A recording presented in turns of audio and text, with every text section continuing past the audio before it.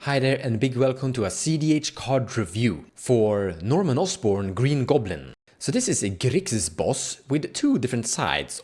He is literally two different identities, so it kind of makes sense and fits perfectly. Norman Osborn, a big corporate man, comes into play for 2 mana, 1 white-blue in generic for a 1/1 human scientist villain. He can't be blocked. And whenever Norman Osborn deals combat damage to a player, he connives, so draw a card, discard a card, and he gets +1/+1 counters. Not that great, but then he can flip for 4 mana to the Green Goblin version. And obviously you can actually play him as the Green Goblin version originally too, and you can flip him back. Almost like if he was a shapeshifter, regardless. The Green Goblin has Flying, Menace, and spells you cast from your graveyard cost 2 less to cast. We're gonna get back to that, that's a big one. However, he also has Goblin Formula. Each non-land card in your graveyard has Mayhem. The Mayhem cost is equal to its mana cost. And Mayhem is the following. You may cast a card from your graveyard for its Mayhem cost you discarded this turn. Timing rules still apply.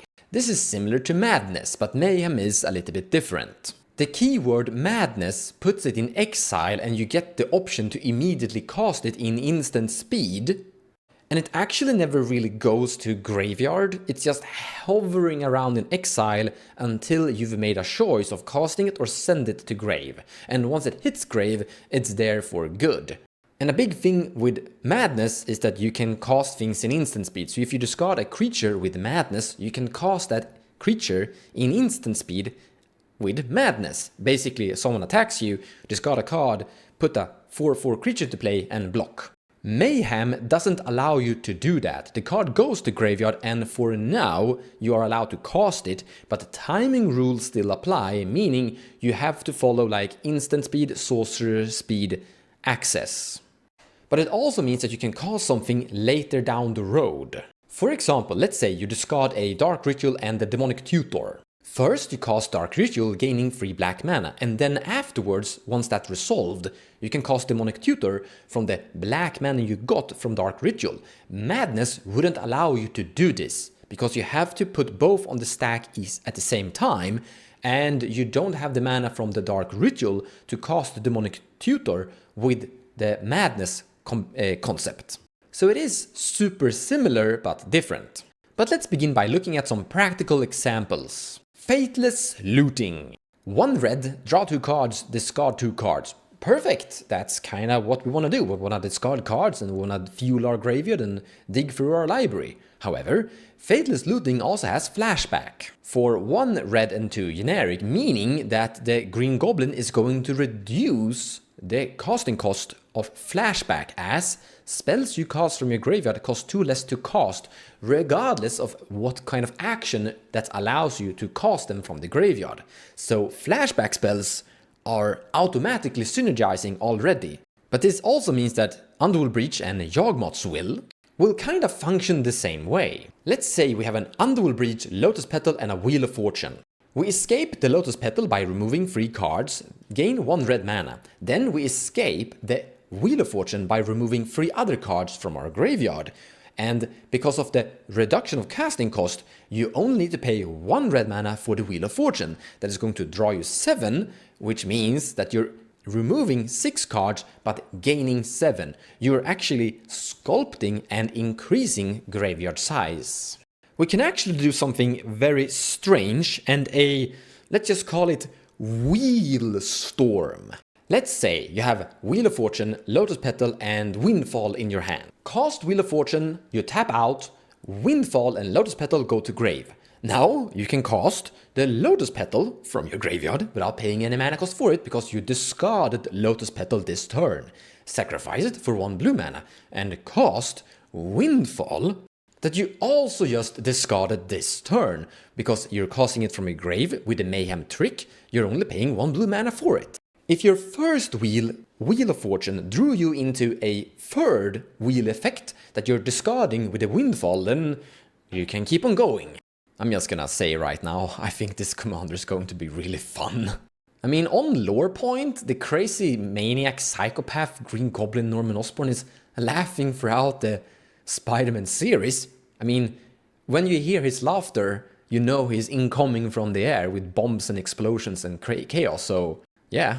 But truth be told, I think you can see how efficiently this commander could create very strange storm concepts. I mean, just imagine having a big hand casting a Lion's Eye Diamond. That's like a Black Lotus. And I've even started to look into like casual cards. We have this 1 blue mana X Breakthrough. Draw 4 cards, then choose X card in your hand and discard the rest from it. So if we just pay 1 blue mana X equals 0, we draw 4 cards and discard our entire hand. That's like actually good. Well, it's gonna be very bad if someone casts a Swords to Plowshare on the commander in response to this while on the stack, but hey, live a little. Green Goblin isn't afraid. We also have Burning Inquiry. Each player draw 3 cards, then discards 3 cards at random, which is kinda on point with the entire Wheelstorm concept. So what is the final verdict? This card is potentially great. The part where you can actually get into the play for only 2 mana, and it does something that is like helping you, and then you can flip him later when you have more mana, means that you're also enabling like Mox Amber early in the game, Fierce Guardianship, Deflecting Sword, so you can just put them into play and enable a lot of cards that require your commander.